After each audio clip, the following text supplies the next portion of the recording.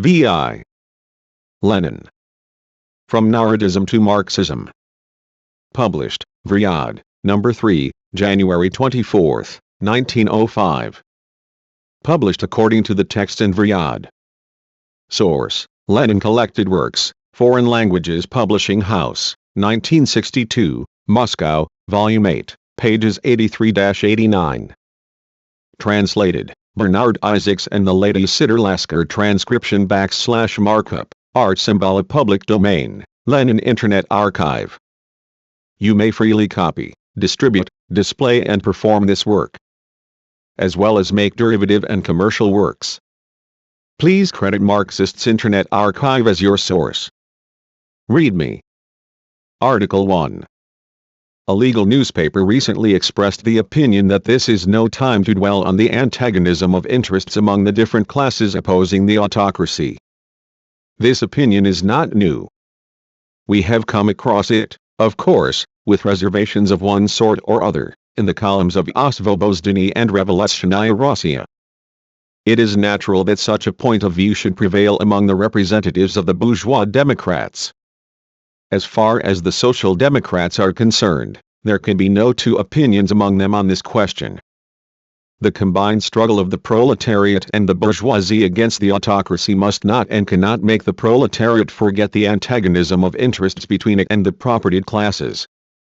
To get a clear idea of this antagonism, it is necessary to have a clear idea of the profound differences that exist between the points of view of the different trends. This does not imply, of course, that we should reject temporary agreements with the adherents of other trends, both with the socialists, revolutionaries and the liberals, such as the Second Congress of our party declared permissible for Social Democrats. The Social Democrats consider the socialists, revolutionaries to be the representatives of the extreme left group of our bourgeois democracy. The socialists, revolutionaries resent this opinion of them and regard it as a mean attempt to humiliate an opponent and to question his sincerity and good faith. Actually, such an opinion has nothing whatever to do with suspicion. It is merely a Marxist definition of the class origin and the class nature of the views of the socialists, revolutionaries. The more clearly and definitely the socialists, revolutionaries state their views, the more they confirm the Marxist characterization of them. Of great interest in this respect is the draft program of the Party of the Socialists Revolutionaries published in Revolutionная Russia, No. 46. This draft is a considerable step forward, not only in relation to clarity of exposition of principles.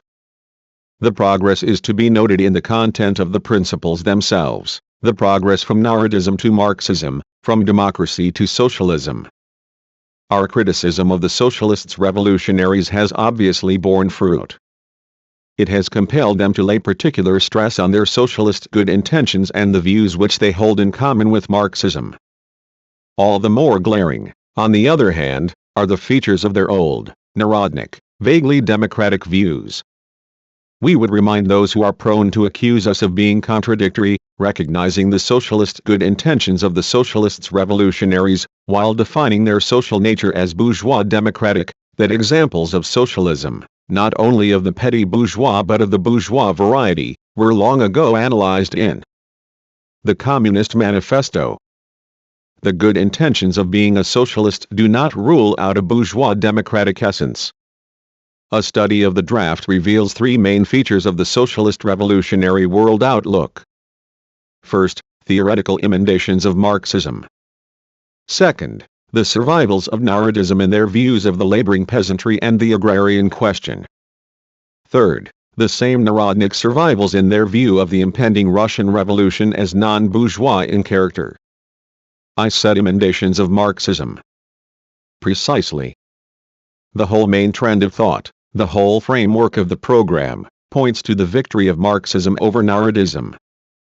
The latter is still alive, kept so with the aid of injections of revisionism of the latest style, but only as partial corrections of Marxism.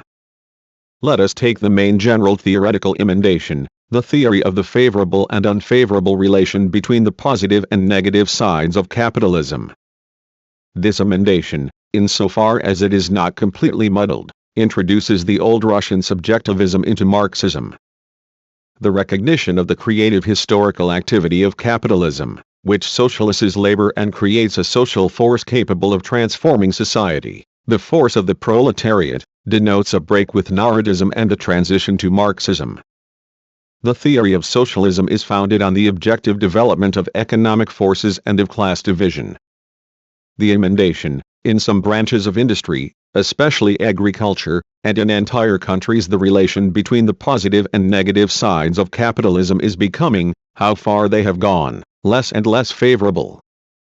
This is a repetition of Hertz and David, of Nick, on, and of E.V. with his theory of the special destinies of capitalism in Russia. The backwardness of Russia in general and of Russian agriculture in particular is no longer regarded as the backwardness of capitalism, but as a uniqueness justifying backward theories.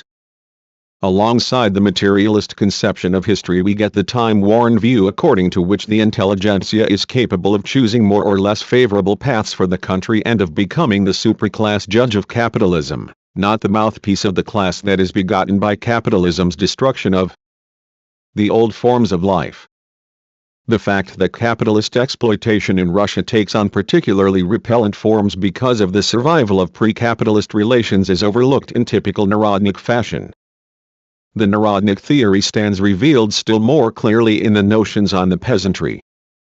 Throughout the draft the following words and phrases are used without discrimination: the toilers, the exploited, the working class, the laboring masses, the class of the exploited classes.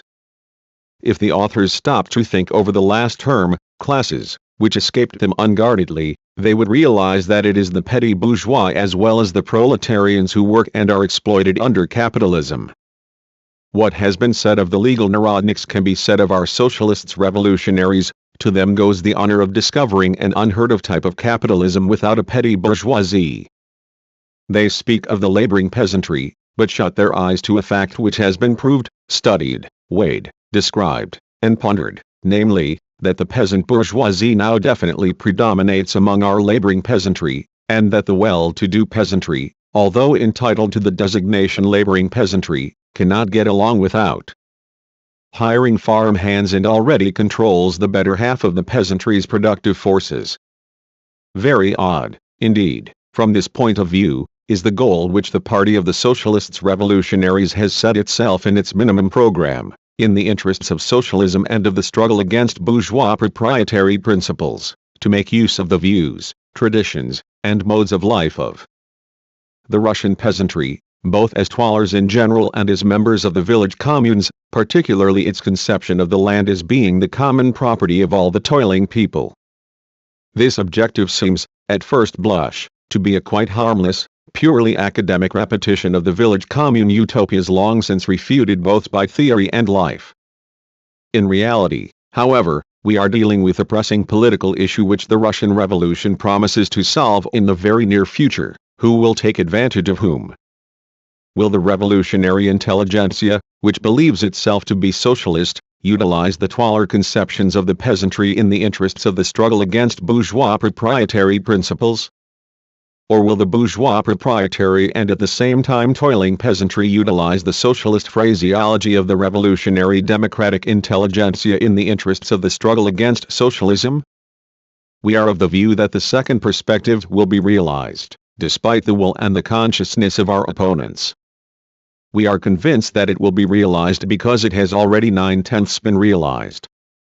The bourgeois proprietary, and at the same time laboring, peasantry has already made good use of the socialist phrases of the Narodnik, democratic intelligentsia, which harbored illusions of sustaining the toiler traditions and modes of life by means of its artels, cooperatives, fodder grass cultivation, plows, zemstvo warehouses, and banks, but which actually promoted the development of capitalism within the village commune.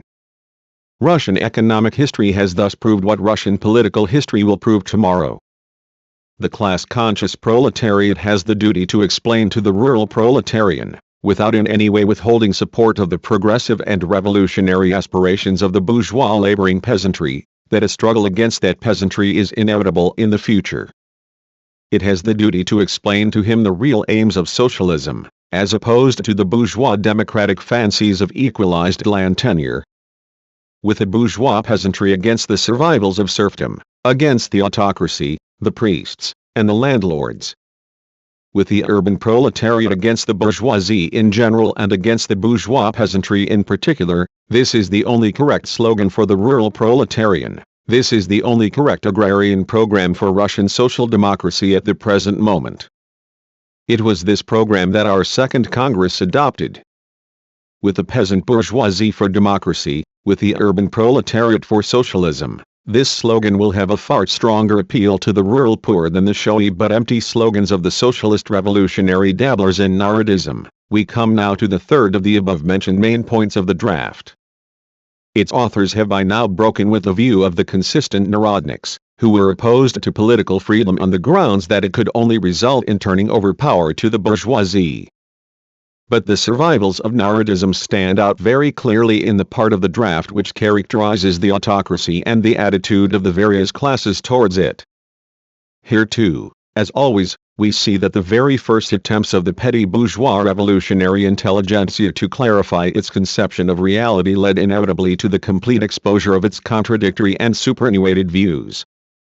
Let us, therefore, remark, parenthetically, that disputes with the socialists' revolutionaries should always be reduced to this very question of their conception of reality, since this question alone clearly reveals the causes of our deep-seated political divergence. The class of big manufacturers and tradesmen, who are more reactionary than anywhere else, we read in the draft, stands more and more in need of the protection of the autocracy against the proletariat. This is false. For nowhere in Europe is the indifference of the advanced bourgeoisie towards the autocratic form of rule so evident as in our country. Discontent with the autocratic regime is growing among the bourgeoisie, regardless of its fear of the proletariat, in part simply because the police, for all its unlimited powers, cannot crush the working class movement. In speaking of a class of big manufacturers, the draft confounds the subdivisions and groups within the bourgeoisie with the entire bourgeoisie as a class. The incorrectness is all the more patent in that it is precisely the middle and petty bourgeoisie that the autocracy is least of all capable of satisfying. The landed nobility and the village kulaks stand more and more in need of such support against the laboring masses in the villages. Indeed, where, then, does zemstvo liberalism come from? Whence the attraction for the enterprising music on the part of the uplift, democratic, intelligentsia and vice versa? Or does the kulak have nothing in common with the enterprising music? An irreconcilable and growing antagonism is arising between the existence of autocracy and the whole economic, social, political and cultural development of the country. In this they have reduced their own premises ad absurdum. Is it possible to conceive of an irreconcilable antagonism with the entire economic, as well as other, growth of the country that would not be reflected in the mood of the classes in economic command? It is one or the other. Either the autocracy is really incompatible with the economic development of the country. In that case it is incompatible also with the interests of the entire class of manufacturers, tradespeople, landlords, and enterprising musics. That this class has been controlling our economic development since 1861 is probably not unknown even to the socialists' revolutionaries, although they were taught the contrary by V.V. That a government incompatible with the bourgeois class in general can make capital out of the conflicts between the groups and strata of the bourgeoisie, that it can make peace with the protectionists against the free traders, enlist the support of one stratum against another, and keep up these equilibristics for years and decades, is borne out by the whole trend of European history. Or, in our country the manufacturers, the landlords, and the peasant bourgeoisie stand more and more in need of the autocracy.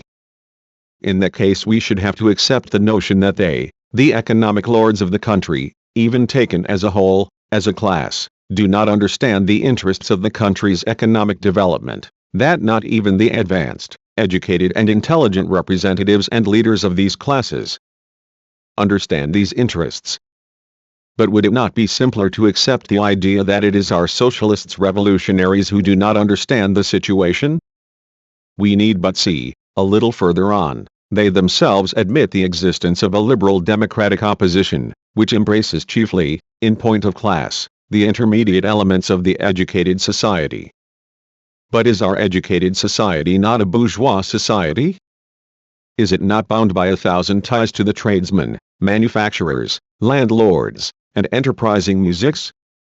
Can God have possibly ordained for Russia a capitalism in which the liberal democratic opposition is not a bourgeois democratic opposition? Do the socialists revolutionaries know of any precedent in history, or can they conceive of any case in which the opposition of the bourgeoisie to the autocratic regime was not or would not be expressed through the liberal, educated society? The muddle in the draft is the inevitable outcome of confounding Narodism with Marxism. Only Marxism has given a scientifically correct analysis, confirmed more and more by reality, of the relation between the struggle for democracy and the struggle for socialism. We, like the rest of the world, have bourgeois democratism and working-class democratism. With us, as with the rest of the world, the social democrats must expose mercilessly the inevitable illusions of the bourgeois democrats and their ignorance of their own nature. With us, as with the rest of the world, the class-conscious proletariat must support the bourgeois democrats in their opposition to the survivals of serfdom and their struggle against them, against the autocracy, without forgetting for an instant that it is a class by itself, and that it has as its class aim the overthrow of the bourgeoisie. Notes.